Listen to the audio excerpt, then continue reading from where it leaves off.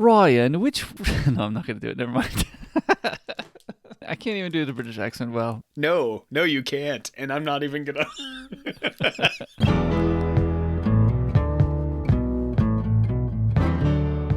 Welcome to My Hill to Die On, episode 52. Everyone has things they're passionate about. Things we want our friends to try and experience. So we've convinced each other to try different things. And we talk about these experiences to see if we can get just one more person to join us on our hill to die on. So, Christmas break, we did absolutely nothing, right? Went nowhere, did nothing. I don't know about you. I spent most of my time in various quarantines. I didn't have to do that. It was a very boring travel time for you, right? Including all the quarantine. We will talk about those quarantines. I want to start with the excitement of the plane flights. So let's start from the beginning. It's a very good place to start. So I decided that I was going to go home for the holidays, that I personally needed to spend time with my family because for me, the holidays, Christmas, it's about family. So that's the big thing for me. I really wanted to spend time with the family, especially due to, the situation. So I decided that I was going to fly back. I bought my ticket far enough in advance that I was watching it as things were getting worse. Mm-hmm. Because with it's Omicron. No, it's not the end yet. It's not the end yet? So I ended up having a lot of close scares with my flights, sounding like they were changing me, but not actually changing me, and things like that.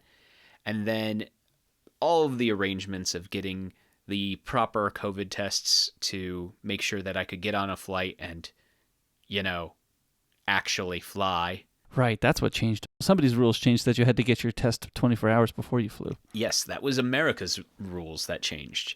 About a week before I went, America suddenly changed the rules from requiring a 72-hour in advance COVID test of negative to it had to be a 24-hour in advance COVID test of negative before you could get on a flight. So I had to change all of my plans for where I was getting a COVID test, pay a whole lot of money to get the thing done real quick, which I ended up doing at the airport itself, which, honestly, the extra money was a bit rough, but it was also very nice to have everything taken care of at the same place. Just a lot less stress than my summer one, where I had to go somewhere, then come back the very next day and make sure that all my paperwork was in line for me to get the paperwork that I needed. And this was so much easier, so much less stress. Yes, more money, but less stress. So, would I do it again? Probably. I will pay for extra... I will not pay for extra stress. I will pay for less stress. Mm-hmm. So I ended up doing all this stuff. Finally, flying back, the flight, for the most part, was mostly empty. I had upgraded to a nicer seat, but probably that wasn't even necessary because mostly the plane was empty. But either way, I had more room. It was very comfortable. For how I am on planes, it wasn't awful. I didn't regret everything in existence. And then I landed, spent a good amount of time with my family. I probably could have spent longer if I could, but, had to get back because there were quarantine rules. So in America, technically I was supposed to stay quarantined in place, which for me was my parents' house, for 14 days. I was in America for 14 days, so I was technically quarantined the entire time I was there. And then upon my return to Japan, which, there were so many other hoops, again, with getting the proper COVID tests and having all the information correct and getting admitted to the country, all that stuff, more stress, ended up coming back to Japan. And here's where things got weird, because I was in Illinois, and right before I came back, about 3 days before I came back, in fact, Japan changed the rules about Illinois because there was a spike in Illinois, a very high spike. So Japan does a quarantine where when you arrive, depending on where you are coming from, the state might put you up in a hotel for a period of time. And so most of the time, Illinois has been on the good list where, no, you don't need to be quarantined in a hotel. You're fine. Well, 3 days before I come back, the cases in Illinois spike, and then I need to be quarantined in a hotel, not for 3 days, but for 6 days. And so I am in this tiny little Appa hotel. Do you know what that, how to describe that? It's a hotel room. It's a business hotel, right? It's a business hotel. It's got very hard beds and no floor space whatsoever. That's basically the best way to describe it.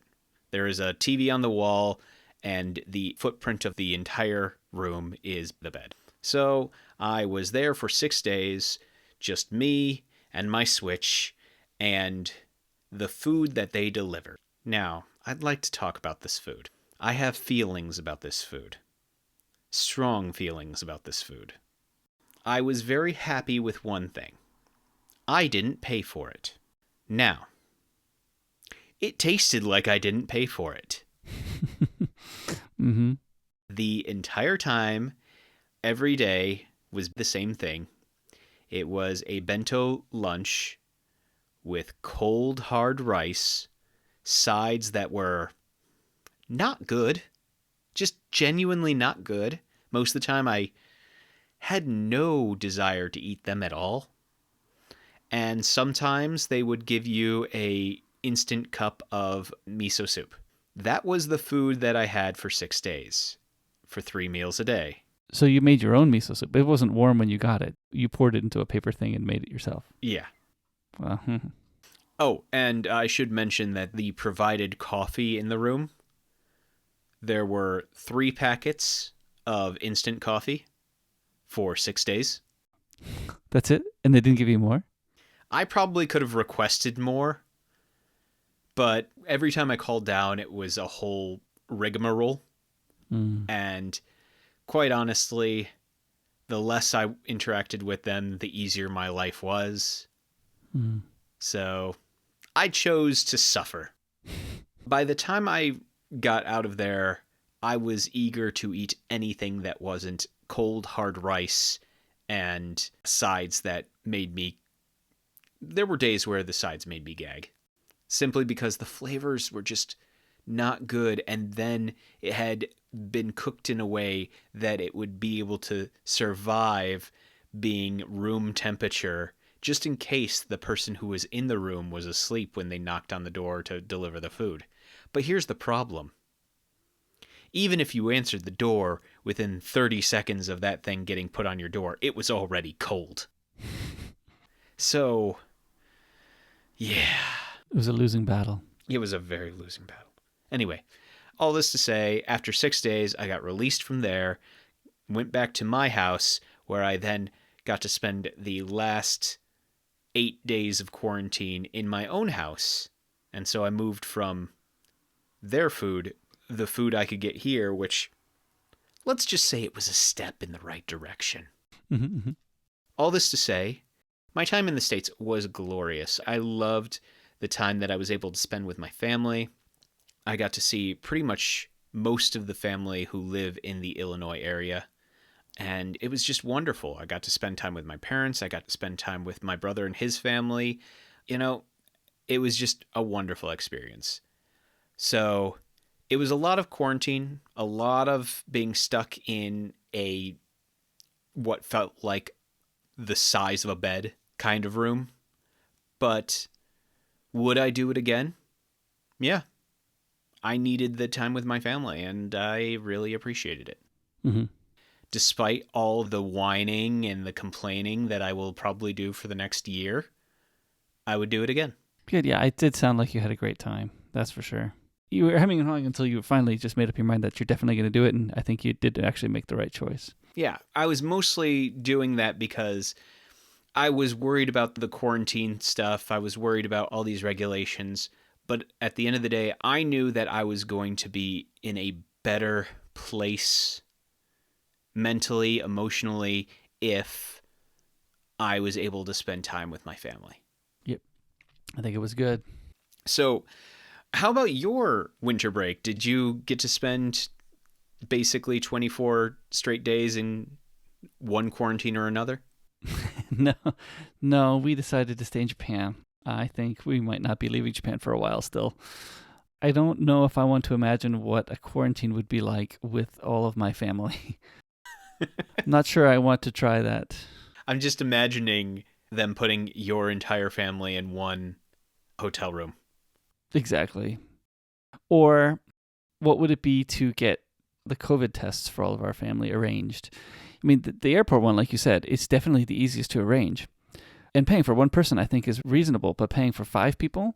That's the equivalent of a whole nother plane ticket right there. Exactly. So I don't know how I could arrange that in Japan without paying through the nose. So yeah, no, we're going to stay in Japan.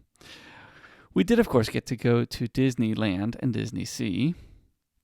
I reserved because I knew the days I wanted to go in late December. And I was watching the reserve windows and I was able to reserve, but I wasn't able to reserve all-day tickets. I reserved from 10:30 onward, which I think was actually perfect for what we wanted to do. We didn't need to go there first thing in the morning, and it really only opened at 9 a.m., so it's not like we missed out on that much of entry. So I think that worked out perfect. We left from home on the first day, went to Disney Sea, then went to a hotel in the evening, and then entered 10:30 Disneyland the next morning. So because of the 10:30-ness of it, it actually, if anything, did a good job of slowing me down. I didn't have to rush to get there so early. So I think in many ways, I think I was very pleased about that. I think the biggest disappointment was on both days we entered the park at 10:30. We were able to get in line at around 10 both days. So we got pretty far up in the line, which was kind of nice because there was a lot of other people entering at 10:30. And I learned later that they had increased the entry to 20,000 people per park.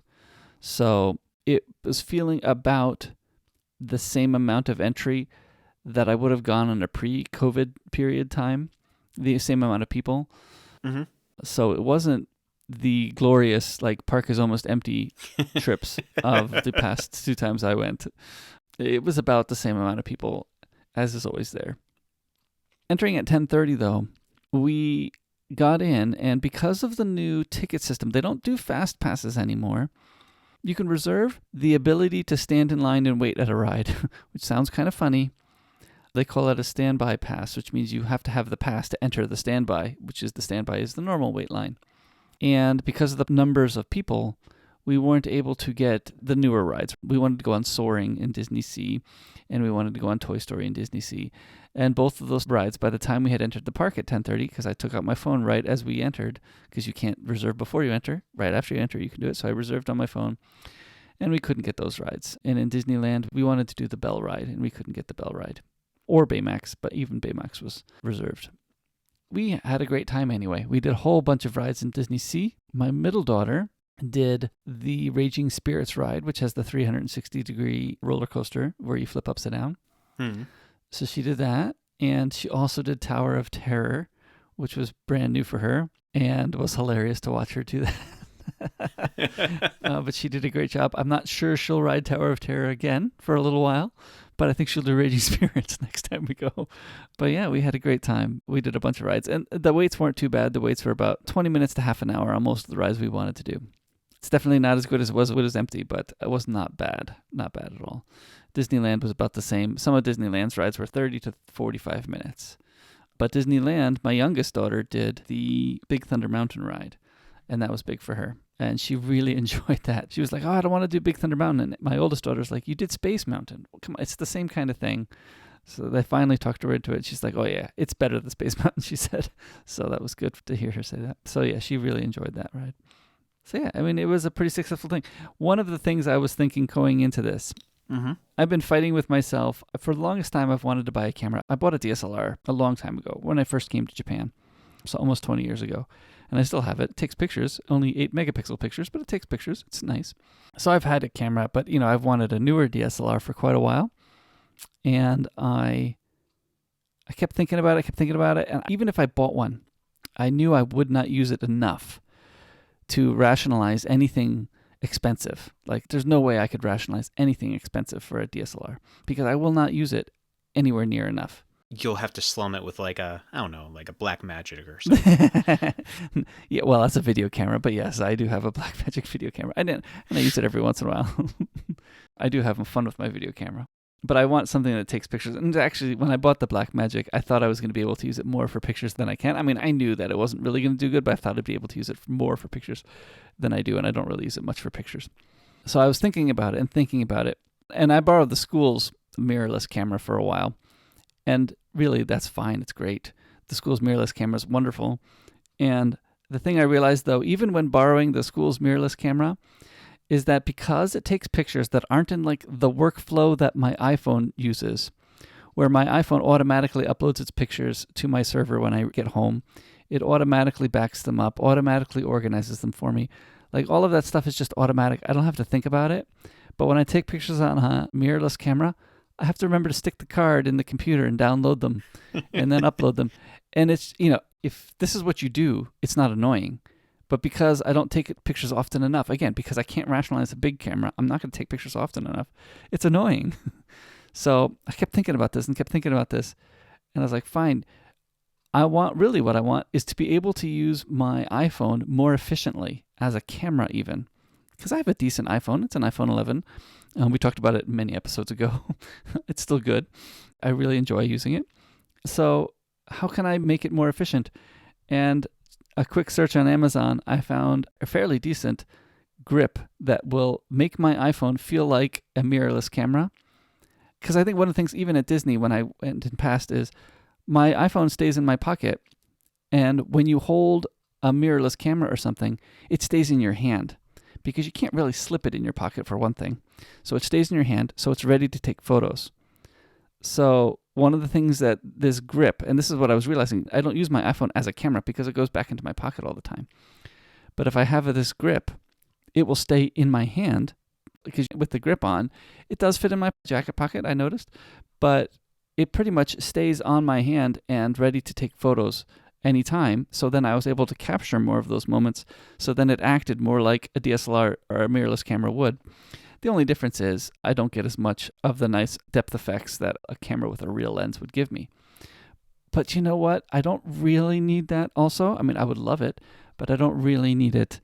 And I'm much happier at the fact that I have more photos than I have photos with depth effect. And even still, the phone has some depth of field stuff going on anyway, even without the portrait mode stuff. I mean, you can turn the portrait mode on for more, but even without it, it still does a decent job for the stuff I was taking in bright sunlight, things like that. So anyway, I took a lot of fun photos this time around, and I'm very glad that I had that grip. My daughters had gifted it to me for Christmas, so I'm very glad that they did, because it was a very nice thing to have at Disneyland. So anyway, I enjoyed taking photos there. Oh, well, I'm glad that you got the grip for that then. Mm-hmm. I know that I'm awful at taking pictures. I don't think I have taken a single real, like, picture, like one that I would show family or friends. I don't think I've taken one in at least 3 years. Mm-hmm. Yeah, something like that. I think the last one I did was the last spring break trip that I was actually able to go on. Mm-hmm. Mm-hmm. Yeah. Yeah, I mean, I think the only thing now that this grip doesn't really provide me is like sports photos now. For now that my daughters are old enough to join sports at school, the zoom isn't long enough for that. But you know what? That's at school. So I can use the school's camera for school event and not have any problem taking pictures for a school event and posting them on the school picture sharing thingy. So yeah, it's not a problem at all because it's a school event. I am very pleased about that. I probably could look at a Wi-Fi card for a DSLR, but you know what? Again, I can't rationalize buying expensive accessories for a camera that I might use every once in a while. I just can't rationalize it. So nah, it's fine. My phone is great. I love my phone. I'm going to buy another expensive phone next year. It'll be fine. I'm trying to decide how long I'm going to put mine off for. Mm-hmm. I think I'm going to try to stretch this one out as long as I can. You're going to go to 4 years? I might go to 4 years because I'm going to tell you about my insidious plot right now. Okay. My insidious plot is this. I'm going to see if I can't, through saving and scrimping over the next year, actually be able to get out of my college debt by the end of next school year. Ooh. Not this school year. That's not going to happen. But maybe by next school year. I think that might only be insidious for the lone people, not as much for you. Oh, it's not too bad for me. It means a lot of saving. It means a lot of being very careful with my money over the next year.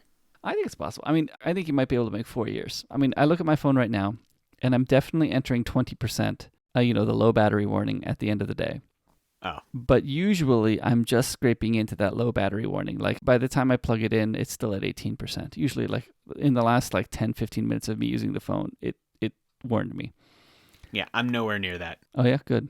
I am nowhere near that. Your phone is a little larger. Well, mine's larger, and I'll be fair, I possibly don't utilize it as much as you do. Mm.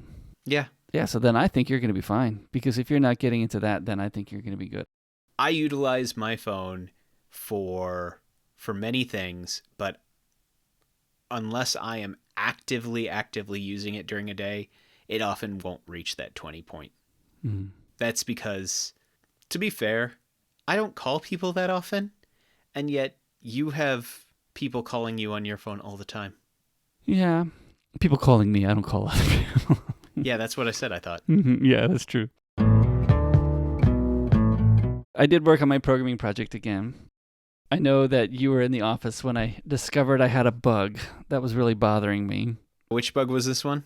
This was the one I discovered a day or two ago. Ah, yes.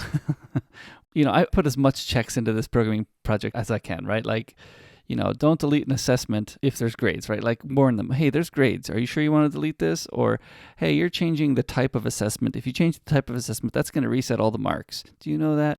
I put a whole bunch of checks in for that kind of stuff. And I found a place where I hadn't put enough checks in because somebody was doing something that they didn't know they shouldn't have been doing, but definitely was causing problems, where our registrar was moving students from class to class, like she's supposed to, because students request to be in other classes.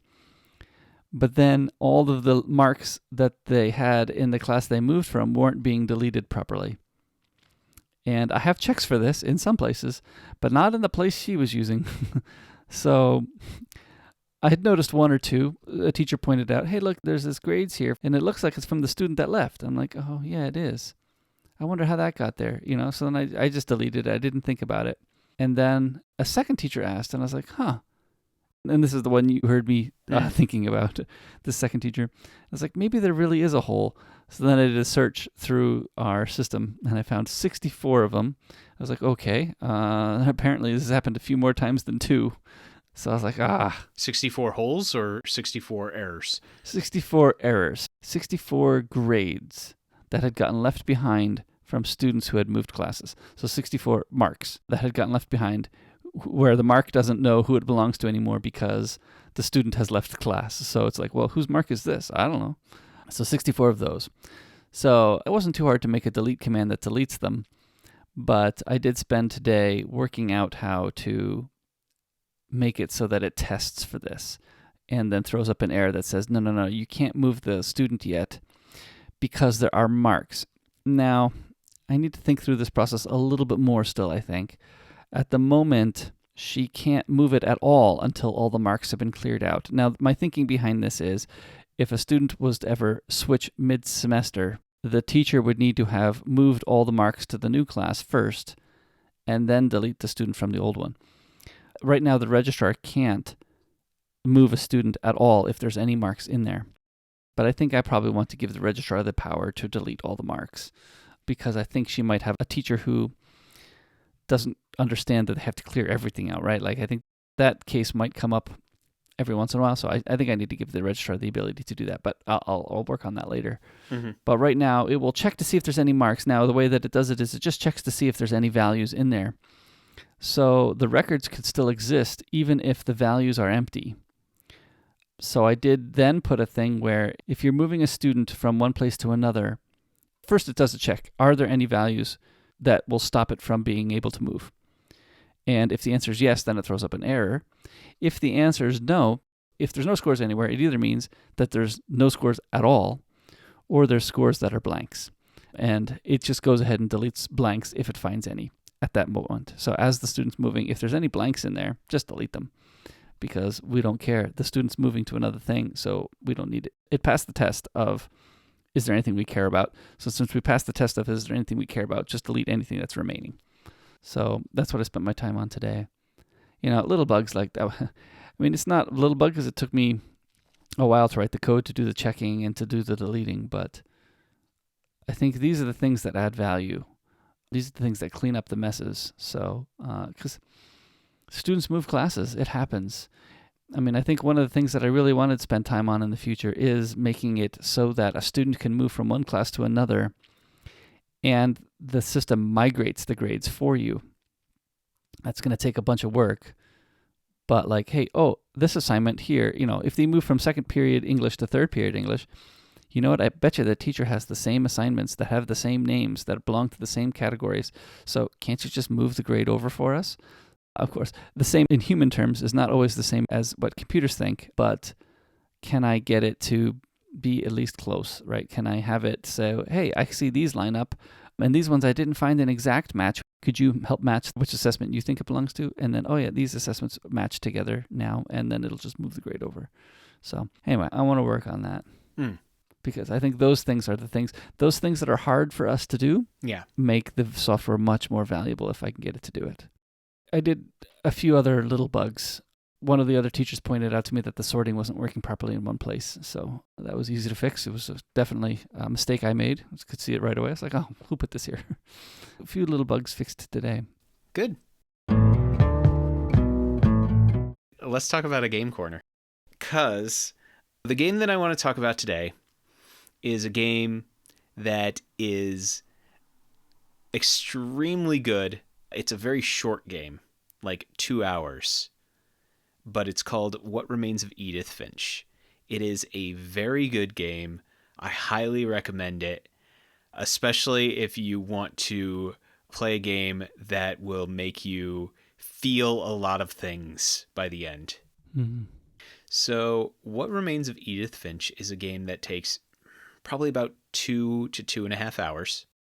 And it is a game that many people will describe as a walking simulator. What I mean by that is you will be popped down into this world, and you control a character who, for all intents and purposes, you walk. You walk through scenes, you open doors, and that's about the most that you do. Except in this game, and in many games like it, you are discovering things about the world around you and things about the people who inhabit this world through discovering things, through looking at pictures, through reading things, and in this case, many times in reading about what happens to certain people, many different ways. The reason why I bring this game up is because it is a beautiful game. It is a sad game. It is a game where there are many things that happen that will make you very sad. I am trying to avoid spoilers for this game for you because it is a game that is fully defined by its story. But the basic premise is your character is Edith Finch, and you have returned back to your childhood home and going into the house and just learning things about your family members by entering into their rooms and reading notes that had been left, or journals that had been left, or letters that had been left that reveal what had happened to all of those different family members. And you're learning the stories behind the family members and why the world is the way it is. And so you are just discovering various things. There is a bit of a mystery, but it also allows a lot of interpretation.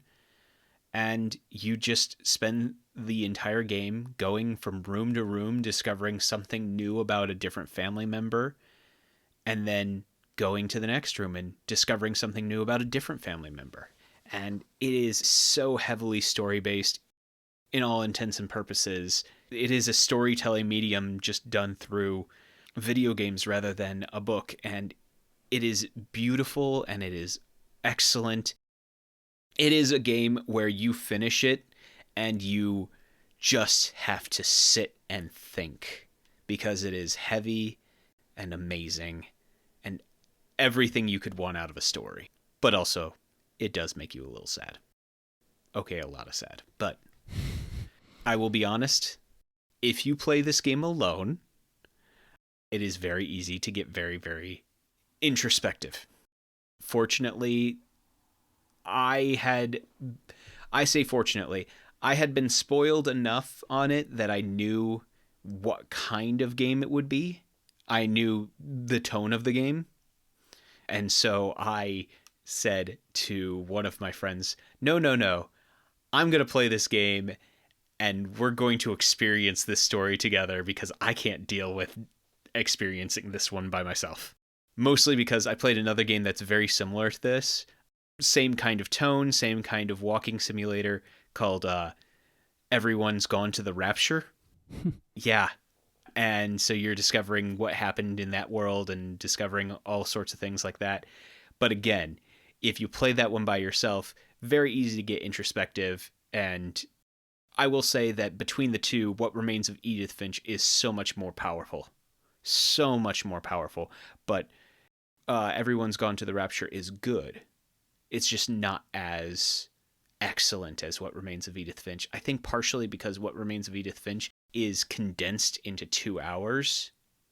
And so it's feeling a lot of things in 2 hours, where Everyone's Gone to the Rapture, everything's so spread out that sometimes you can go for 10 minutes before you find where you're supposed to go next. I think the big difference is Everyone's Gone to the Rapture is based around an entire village, where What Remains of Edith Finch is one house. And so it's very hard to get lost. But like I said, it's very condensed, very evocative, great storytelling. I cannot recommend it enough, except, again, it is very emotional. So be prepared for that if you play it. And if you need a support, either get a cat or get a friend or get something with you to support you through this game. Because I'm going to be honest, it helps. You think the cat's going to support you think? I think the cat can support you. Okay. I'm not so convinced, but that's okay. I've had some supportive cats growing up. Okay. Sounds good. It is a very good game. There's another really sad one that I apparently have never talked about, and so I'll have to save that for next time we record. Because apparently I want to talk about sad games right now. Exactly, that's what I was going to say. You want to talk about all the sad games. Okay. Well, they're very emotional. They're very memorable. And I think that's the thing, is there's a lot of games that really get stuck in your mind because of how powerful they are. Think of it like Bridge to Terabithia. It's powerful. Yeah, it was sticky because it was powerful. Yeah, and I think that's the thing with this game, is it's that sort of stickiness where it sticks in your mind because it's so powerful. Yeah. Oh, Annapurna. I've heard of them. Yeah, there's a lot of really good games that they've made, but they tend to be very artistic games. Oh, and one game that I'm really looking forward to from them is called Stray. It's a game where you are a cat in a world that is basically populated by robots. And so you run around as a cat and learn about this world. Trying to disrupt? I think you're not disrupting. I think it's more like a third-person adventure game, open world elements. And I'm looking forward to it because it looks really interesting, but also it's beautiful. Like, really, like 10 out of 10 cat graphics. So, because the video later, the show we're talking about, has a hot drink featured prominently in the very beginning, we figured we'd pick some of our favorite hot drinks. Yeah, it's a simple topic this time, but we felt that with all of the other things that we wanted to talk about, simple was best this time, I think. I think so too. You can go ahead first. All right. I'm going to be basic because since we're specifically focusing on hot drinks, I'm going to say coffee. Coffee. That's what I was wondering. Ryan, you don't like coffee, do you? Well, let's put it this way. I have been accused of having more coffee than blood in my veins. It is something that I drink on a regular basis. It is something that I have realized I am reliant upon as a socially accepted drug. Because that's what it is. Pretty much, yeah. So growing up, I worked at a lot of coffee shops. I think the first one I worked at, technically I didn't work there because I volunteered, but I volunteered at a coffee shop attached to a youth church that I went to. Young adult church, I guess is. Anyway, so I volunteered there and made coffee for them for a while. How old was I? I must have been 15 or 16 or something like that. So I started making coffee as a barista around there. And after that, I also worked at Caribou Coffee for a while and Starbucks for a while. I worked at a Barnes & Noble cafe for a while. I've done a whole bunch of different coffee shop jobs.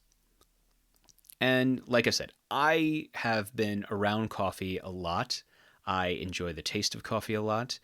I have been accused of having garbage taste when it comes to coffee. But the only reason why I have been accused of having garbage taste is specifically because I prefer to have a bean from Southeast Asia, which tends to have a more herbally kind of earthy kind of taste in comparison to beans from other parts of the world. And that's just the most common flavor notes that are in beans from that area.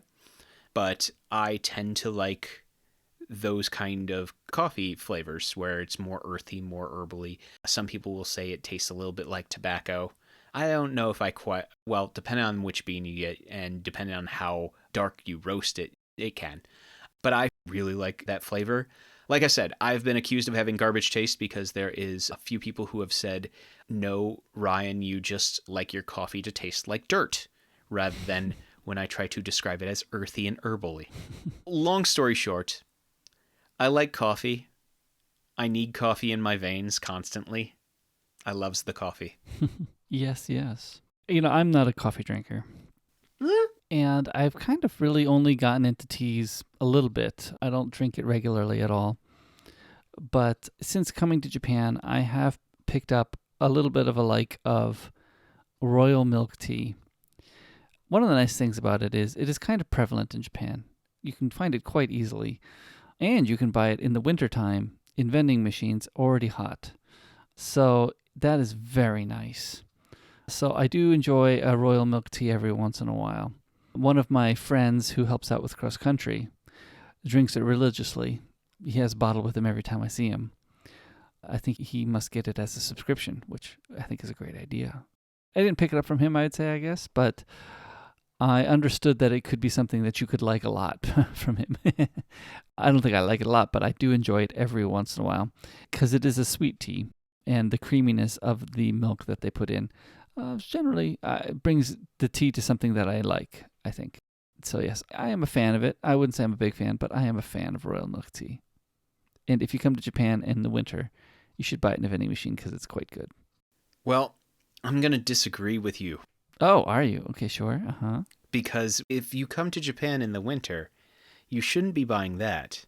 Instead, what you should buy from the vending machine is... Boss Coffee? No. It is the honey lemon... I think they call it a honey lemon tea, but it's not really a tea. It's a honey lemon drink. Mm. You know what I'm talking about. They do. I've seen the vending machine too. Yeah. So it doesn't taste like tea. It tastes like almost a pure lemon drink, like a lemon juice almost. Mm-hmm. Slightly diluted, maybe almost closer to yuzu than lemon. It's not quite as strong as pure lemon, but it's still very, very much a heavy lemon drink. But then you add a little bit of honey in, And the thing is, this is sweet, it is delicious, and it is wonderful for your throat. You know, I almost wonder if CC Lemon should make a hot drink. Oh, I'm sure they do. They don't brand it CC Lemon. Maybe they don't. But this drink is exactly what I need in the middle of winter, especially as a teacher who has to talk a lot and as a human being who talks a lot in general. I need this, and it is fantastic and delicious. And if you ever get the chance to see these hot vending machines and you see this honey lemon drink, don't question. Just buy. Yeah, it is good. I think I am going to pick one similar to that, though. I'm going to go for the hot yuzu tea. Ah. The Korean yuzu tea is very good. My wife, who's Korean, picks it up every once in a while in the winter, and it is basically a jar of jelly. Well, I'm sure it's not, but that's what it looks like to me, of yuzu jelly. And you take a scoop of it, and you put it in your teacup, and then you pour the water in, and it is very good. I think it has a similar effect as what you're talking about. I think I appreciate this a little bit more than the honey lemon drinks in the vending machines. I think I like the yuzu tea better, but I am partial because I'm married to a Korean. So I get it frequently because of that, I think. But we're talking about the same effect here, though, I think. If you're cold in the winter and you want something, then I am a big fan of the yuzu. But you can't get it in the vending machine like you can the honey lemon. So you can find it in pretty much any of the import stores here, the jar of yuzu tea. But it's not in the vending machine pre-made. So the honey lemon has a leg up on it for that. Well, there are some good drinks here. There are. There really are. Speaking of good drinks, should we try our Taste of Japan for this time? Sounds like a plan. I did pick up this one because I know you said you liked raspberry, so I'm kind of hoping it will be good. I'm wondering what this is going to be like. I'm wondering if this is going to be a slight raspberry-infused 7-Up kind of thing, because Mitsuya cider is kind of like a 7-Up-ish flavor, right?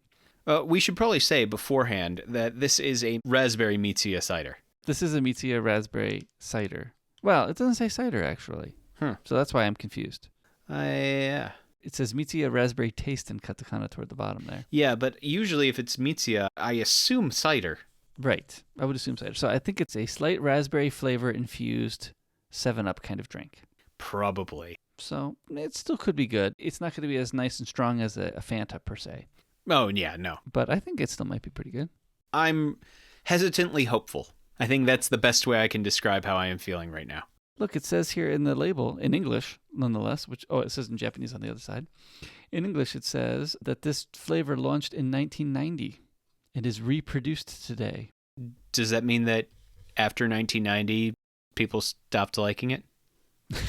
Maybe. Or this bottle was left over and they just put a new label on it. No.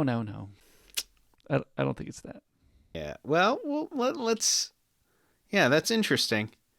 I mean, it's like the new Coke, right? I don't think it'll be that bad.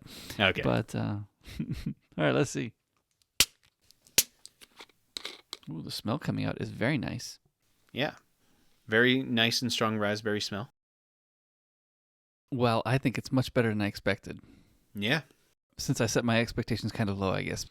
It is closer to Fanta than I thought.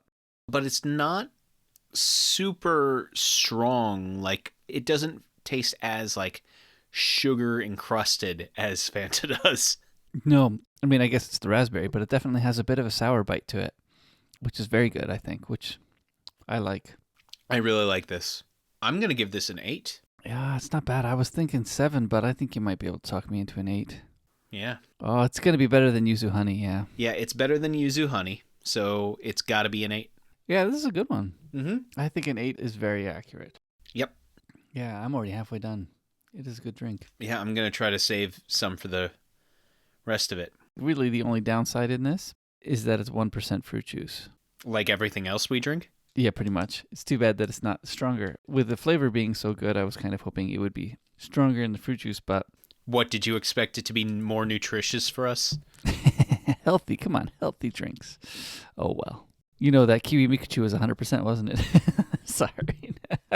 Yeah, we don't talk about that. Sorry. We never talk about the Kiwi Mikuchu. All right. Now, you know, when You were saying we were going to drink the raspberry today. I thought, you know what? We need to make sure that we're pairing it correctly. Just making sure that we have a good match with it. Good match of flavor sensations. Yes, a good match of flavor sensations. So, you know what? Of the KitKats that we had available in our selection, we got to make sure that the KitKat is a good pairing. Because we picked a red drink, we're going to have a white KitKat. Is that what you're saying? Yes, that's exactly what I'm saying. So we decided to pair our raspberry cider with a KitKat that just says white. White. I did think that was hilarious, actually. I think I'm leaning toward that it means white chocolate. I assume it's white chocolate KitKats, but it is, again, an adult flavor.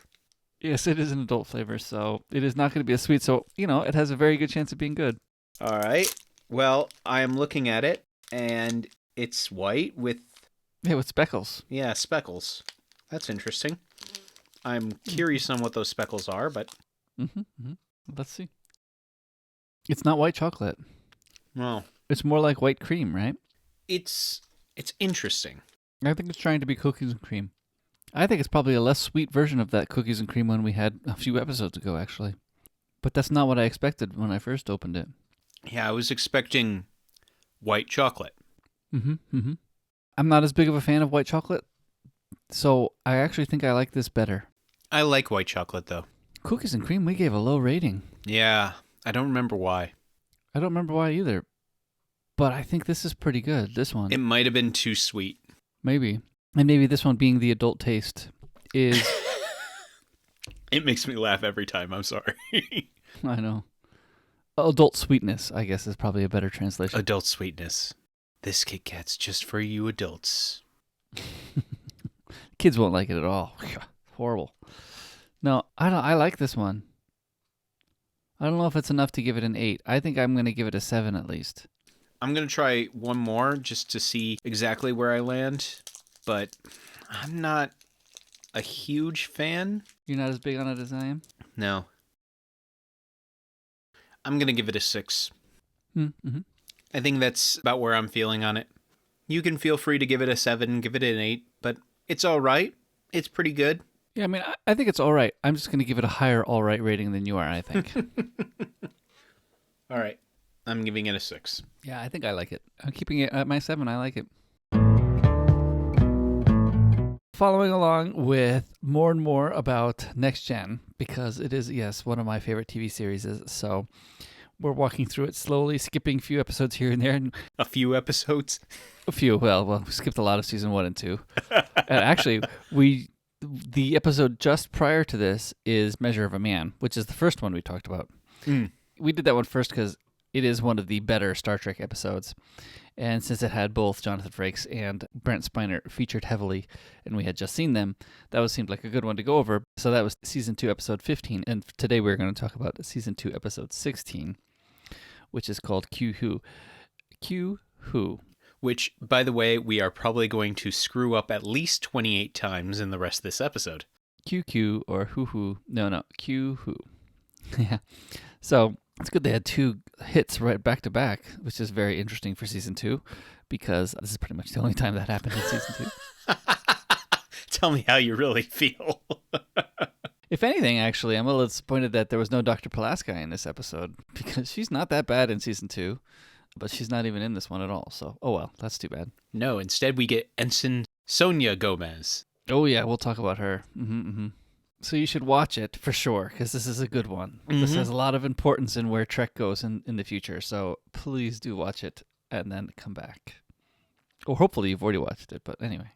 But if you've watched it a long time ago and you just need a bit of a refresher, that's what I'm here for. Let me provide you with a bit of a summary, just so you can get caught up and get involved in this discussion. So in the episode Q Who, after a run-in with Ensign Gomez, Picard heads back to his room to change clothes, owing mostly to the hot chocolate all over him. When he does, instead of arriving in his room, he appears in a shuttle in the middle of open space where Q is waiting to propose something to Picard. After some time passes, the crew desperately searching around for Picard, and Picard himself having none of Q's. He says he will at least hear him out as long as he is returned to the Enterprise. Q looks happy, and they then appear in 10 Forward, where an unhappy Guinan is looking at Q. And Q, likewise, is unhappy to see Guinan, and suggests that Picard, if he had any sense, would throw her off the ship. After the tensions settle, Q suggests that he join the crew, owing to all the good times they've had together. Which he's been on twice so far. And yeah, good is an exaggeration. What? Exaggeration? What are you talking about? I love your use of sarcasm. So Picard refuses, and Q states that they need him because they aren't ready for what's out there in space. And Picard responds with, no, they will meet it, and they will be ready to face whatever comes. Q then decides to test exactly how ready they are to face what is out there. And so he sends them thousands of light years away. When they arrive, despite Guinan's warning and suggestion that they leave right away, they decide to investigate the nearby area before starting their long trek back. As they do so, they find a planet that had cities ripped out from the planet, just like what had happened in the episode The Neutral Zone. As they investigate this planet, a cube-shaped ship approaches them, and Guinan lets Picard know that the ship belongs to a race called the Borg, a race of beings responsible for the near extinction and scattering of her own people. One member of the Borg at this time boards the ship and scans their computer, investigating their technology. Worf ends up killing this member of the Borg, but another member beams aboard and finishes the investigation. Also, when Worf tries to kill this new one, it appears that a shield now blocks the phaser.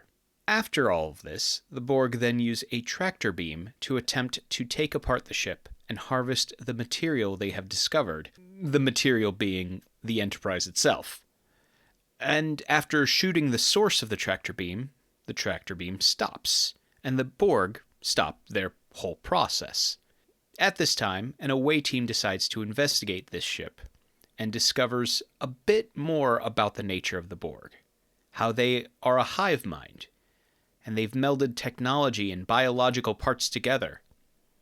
But when they discover that the Borg are using their collective power to repair the ship, the away team is beamed back and the Enterprise turns to run. As they try to run, they realize the Borg are still chasing them, and it seems that there is no hope of getting away.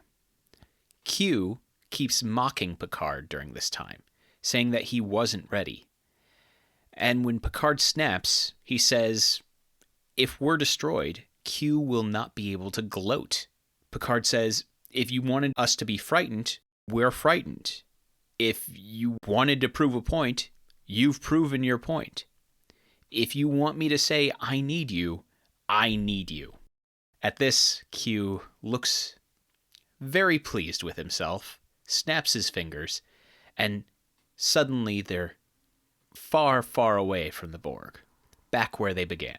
As things start to settle, Guinan warns Picard that after all this, since the Borg are now aware of their existence, they're probably going to be coming for them.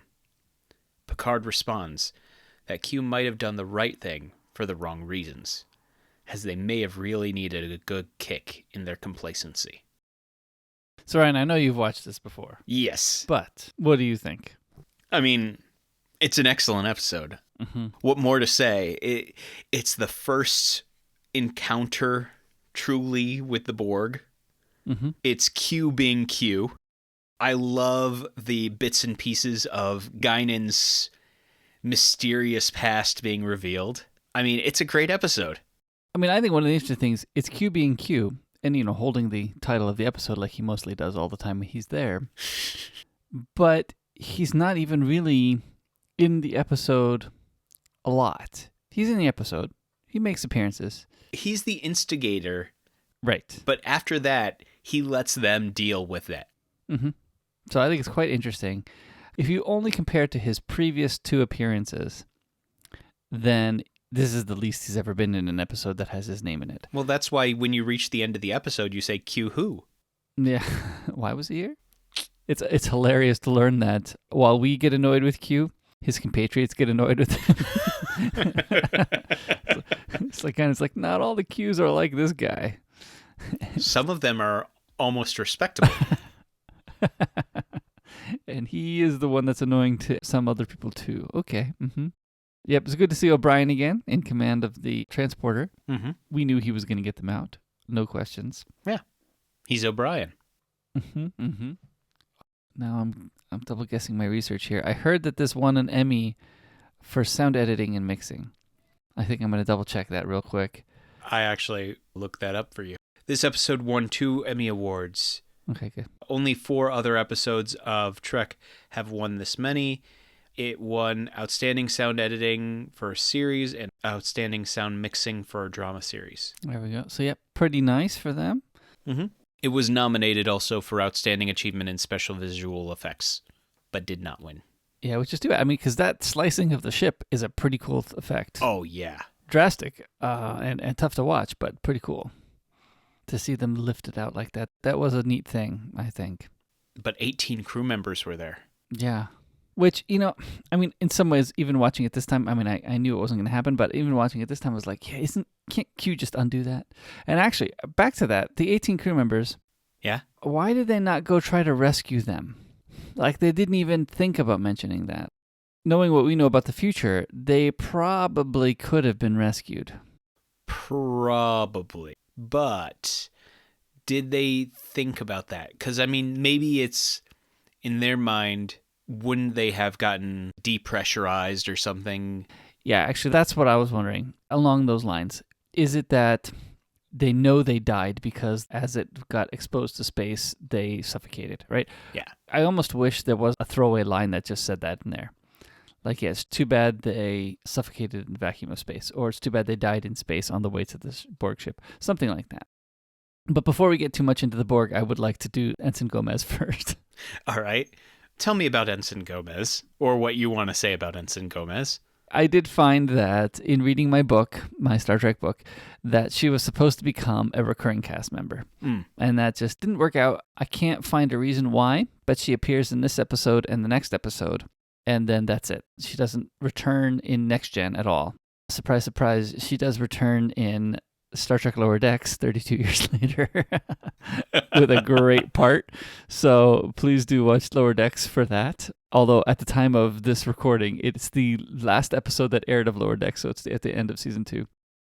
But she does make an appearance there. So yeah, that was quite fun to see. I was like, oh, Ensign Gomez, the one who spilled the coffee. Yes, she's good. They did actually mention that they picked her up at Starbase 173, which is where they just left from Data's trial. Mm-hmm. So they must have picked her up there. That continuity actually worked. Sometimes you just see these people arrive on the Enterprise and they're like, where do they come from? No, at least they tied her into a little bit of continuity and said, no, we just picked you up at 173, which is where we just were. So that worked well, I thought. And I think I like the subplot of her. I mean, it's not really a B plot because, it's like the first 10 minutes and then her whole storyline goes away. Although she comes back for another lesson of we need to solve the problem and then we'll mourn the dead. So she has like these little glimpses of moments which I think add a lot to the episode actually, because otherwise it's just guys doing work. No, this girl's learning that this is what's happening. I think based on what I've read, because I was reading an interview with her that's posted on Memory Alpha. Apparently, she was supposed to be a romantic interest for Geordi. Oh, okay. But they wrote her with 2 conflicting things, where she was supposed to be energetic and enthusiastic, but also they didn't let her know that it was supposed to be building to a romantic thing with Geordi. So they played it like little sister, big brother. Mm-hmm. Apparently that was one of the things that killed it. They wanted to have us fall so deeply in love that the next season he would say.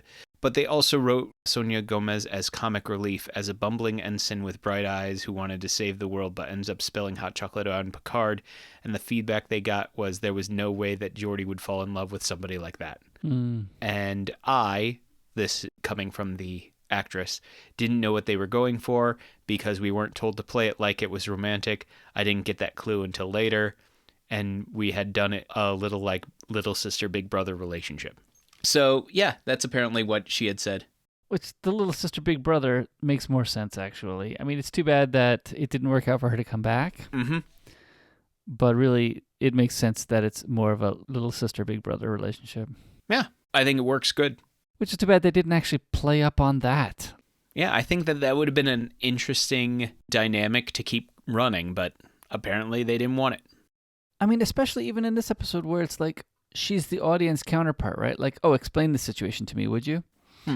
And we get the depth of what Geordi's feeling, even with the dead crew members, right? Like, yeah, he's sad too. He just can't do anything about it right now. That's good to get. Otherwise, he does seem cold. So please pry that out of him. Yeah. Yeah, I liked her. It's too bad. Too bad they didn't continue too much more. Yeah, I mean, where else are you going to get the hot chocolate antics? All right, so let's go a little bit into the Borg. They are the big bad that Star Trek wanted since the Ferengi didn't work out in season 1, because they completely change the Ferengi later. But anyway. But that's because there are rules of acquisition. From what I read is that the writer who wrote The Neutral Zone wanted to bring the board back pretty quickly, but the writer's strike back then caused that problem. So this is now the second time we're finally learning, and then we know that, yes, I love the callback even in the episode, like, oh, cities are scooped up just like we saw them back in the Neutral Zone. Like, oh, you mean in the episode called the Neutral Zone? Was that the one you're talking about? That is exactly the one they're talking about, yes. So, which is the end of season 1, which we did an episode about too, the episode 31. So this is calling back all the way back to that. So it's been 16 episodes, even for the Star Trek people. So, they had to have a little reminder in there anyway. For the people who are watching, 16 episodes plus probably a summer break. So yeah, they had to remind the viewers that this is what happened, right? I think we can get more into this when we get into the more other Borg episodes. But I do like how the Borg here are supposed to be a collective all together, right? I mean, one of the things I read in the book was that they had wanted them to be insects, but the cost of making costumes and effects to make them look like insects is not worth it. But they did keep the collective mentality, hinting at future Star Trek. I do think they kind of ruined that later on, that they kind of retroactively messed that up. Oh, they're not collective. They have a queen, which we'll learn about later. But I actually think they're better as a collective. I think that makes more sense. And I think that makes them more menacing. When you have a queen who's making the decisions, now they're just all little drones doing things. So I do think the collective thing was a better storyline. I just think they ruined that later on. That part of it, anyway. They're still menacing later. It's just the power of the collectiveness is lost when you have a queen. Yeah. Although I guess maybe she's listening to all of them still anyway, but... Yeah, and I think that's why I was hesitating, is because I was thinking, because she's still connected and listening and involved in the collective. Anyway, that's for a later time. The collectiveness made them more menacing here, I thought, and because then you know they can act faster, think up things faster, get things done faster. I think that was kind of neat. Gotta love the square ships too, because no aerodynamics in space, so just build a ship as a cube. Yeah, doesn't matter. It's probably the most efficient use of space. I thought a hexagon would be. Yeah, I was just thinking that too. They should have built it as a 3D hexagon. It's too bad. That would have been awesome. Yeah, nothing's quite as intimidating as a giant cube in space. But I mean, can you imagine somebody saying, oh no, here comes the Borg hexagon? Exactly. Or 3D hexagon? What would you call a 3D hexagon? I don't know. That would have leaned too much into the queen thing. The fact that it's a cube lets it rest more on the collectiveness. Yeah. At least at this point in the show. If you saw a hexagon, you'd think definitely insects at that point. So this does kick off a lot of stuff in Next Gen. Well, actually, in some ways, I guess it doesn't kick off that much because there's only like 2 more episodes with Borg, 2, maybe 3 more episodes with Borg in them. But then it has the whole movie. Plus you have the movie, but it also kicks off all the other episodes with Q. Yeah, he comes back. At least he's more featured in future episodes. Yeah, he is more. And Borg is a big thing in Voyager. That is something that comes up big in Voyager. So. Yeah. I think it's the fact that the Borg are introduced here, but it has ramifications for all of Star Trek after this point. Mm-hmm, mm-hmm. So yeah, they only show up in a couple more episodes in Next Gen, but it changes the face of Star Trek. Mm-hmm.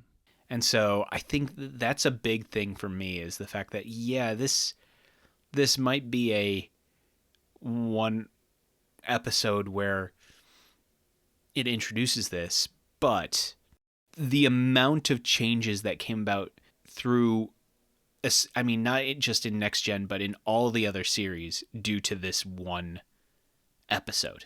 I mean, just think, without this episode, there'd be no Captain Gomez for Lower Decks. This does definitely affect a lot of Trek. You know, even kind of late in the second season, this being introduced. So it seems early on, but it definitely does shape things. Because of things that come out later in Trek, like we learn more about where Guinan came from in Generations. We learn more about the Borg and human interactions with Seven of Nine and Voyager. One of the interesting things that, you know, if you walk back all of those timelines, you're like, wait a minute, then the Federation would have known about the Borg earlier than just this incident. So that's kind of interesting. Maybe this is the first time Picard is hearing about it. Now his security clearance is going to get kicked up a few notches. But if you walk back those other two timelines, you're like, wait a minute, I think the Federation knew about the Borg earlier. Maybe not as much as how much they could attack vessels, but I think they would have at least known about the name of them. Maybe it is just that Picard's security clearance wasn't high enough at the time. And there wasn't maybe not much to know, right? Oh, if Guinan was on a ship of refugees, then it's like, yeah, the Borg is the race of people that destroyed that planet, but that's all they know. And that, at that point, becomes a mention in a paragraph of a history book. Not, hey, watch out for these people. It is interesting also that they say they're collecting technology. I think later they start saying they're collecting people and technology. Yeah. Which is where the phrase comes through. Resistance is futile. You will be assimilated. Because they didn't actually say that this time around. No, they said if you resist or if you fight or if you defend yourself, we will be... punished, right? You will be punished. That's it. Right. Resistance is futile is a lot better, catchier. So they must have worked with their PR department on that one. Mm-hmm. And then, got the statement they need to say whenever they're attacking. That's good. Money well spent, because resistance is futile is a much better line. Yeah. I mean, really, the Borg needed to work with their PR department. On their look, too. Oh, well. Yeah. Then there'd be some people who'd be like, yeah, that doesn't sound like a bad existence. They should have given the humans the ability to volunteer. All right, we'll talk about that later. Who wants to join the Borg? Anybody? Sorry, when you said who wants to join the Borg, I'm imagining that as a game show now. Who wants to join the Borg? Well, it's better than the Hunger Games kind of game show, yeah. Yeah. Maybe not much better. Fate is still pretty similar.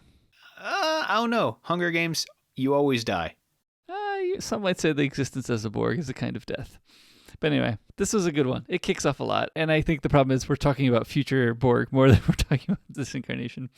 Yeah, well, this incarnation, you get like little bits and pieces. You get a glimpse of what will be talked about more. They spend like 2 minutes looking at babies in a cube for a bit. Borg babies makes a reappearance in Lower Decks as well. That's a pretty funny part too. Anyway, you need to watch Lower Decks, Ryan, because there are some pretty good jokes in there. I'll have to get around to it. Yeah, and I do like that, again, Picard is one that solves the problem by thinking through it, right? By realizing what needs to be done in negotiating. And not being above just saying, hey, I need help. One of the things in the podcast that I listen to, and this is from Mission Log, which is a Roddenberry podcast that talks through all the old Star Treks. One of the listeners from that podcast brought forth that he was asking the podcast hosts, do they think that Q's line of, another man would have died rather than admitting he's wrong, is that a slap in the face of James T. Kirk? Or is that, I don't think so. I think it's just the line they used. I don't think that the writers of Next Gen are trying to say their captain is better than Kirk. I mean, they'd be right, but... Well, maybe. In this way, for sure. In other ways, yeah. In many ways, probably still too, I would agree. But not in every way. But I like Picard better. But I don't think they were trying to be that blatant. Yeah, I don't think so either. I think he was talking pretty generically about other men. Yeah, it's kind of like it takes a great man to be able to say those words. So yeah, this episode is as real as your so-called life gets, man. Oh, cute. Yeah, well, let's continue our journey with Star Trek with more episodes, but this was a good one. Mm-hmm. I enjoyed it. It's always a great time for me to go back and rewatch Next Gen, especially when it's an episode like this. So Ryan, what do you have for me next time? Oh, next time, I am going to have you watch a movie. Specifically, I'm going to have you watch a movie called Kung Fu Hustle. So, Kung Fu Hustle it's an action comedy movie. That's kind of all I know about it, actually, I think. Does it take place in California? Like, maybe that's it. But maybe it doesn't even take place in California. No, it does not take place in California. Okay, so I know nothing about it other than that it's an action comedy movie. It takes place, I think it's supposed to be like the 1940s China. Okay. And it is directed, produced, co-written, and starring Stephen Chow. Okay. I like it. I think it's a great movie. It's funny and silly and does not take itself too seriously, but is also just... It's a funny movie. I love it. Now, IMDb gives it a 7.8. That's pretty good for IMDb. Anything above like 7.5 is pretty good. Rotten Tomatoes gives it... Oh, apparently it gets a 91. So, yeah, I'm apparently not the only one who loves this movie. It's a great movie about... You know what? I'm just going to have you watch it. It's best watched knowing absolutely nothing and just enjoying the chaos that ensues. Yep. I look forward to watching it. We hope that you found something nice about this hill that we were willing to die on. And we do appreciate all of our listeners coming along on this journey with us. But have you ever thought to yourself, hey, I really like these guys, and, I wish I could do something to support them. By becoming a member, you have a direct line to contact and connect with us, and you get the opportunity to suggest different things for our Members' Choice podcast. Plus, you will get access to a members-only feed of podcasts about things that aren't quite the hills that we'd be willing to die on. Visit myhilltodieon.com/members for more details. But know that the conversation doesn't have to end here. The discussion can continue with us through Reddit at subreddit myhilltodieon, or by contacting us through Twitter at myhilltodieon. Or you can reach us by email, which is to no one's surprise, myhilltodieon@gmail.com. And finally, we upload all of our episodes to our YouTube channel, which is also named, say it with me now folks, My Hill to Die On.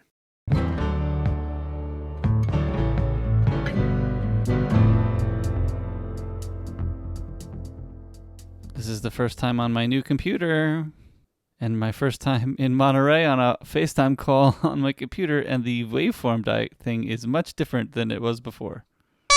I'm going to release number 50, so let's do it now. All right. In fact, I already have the video made because I had some time this afternoon and just started it going, so the video is already processed, so later on I'll publish it. Sounds good. Man, Libsyn's taking his sweet time publishing this episode. It's usually not quite this long. It's usually about 5-10 minutes, but I guess we're almost at 10 minutes. Yeah, I mean, we started the call about 10 minutes ago. Mm-hmm. Oh, it says it's going to release it at 28. Huh. Oh, so it's coming up. Interesting. I wonder what determines the minute on that. How much we've paid them? Probably.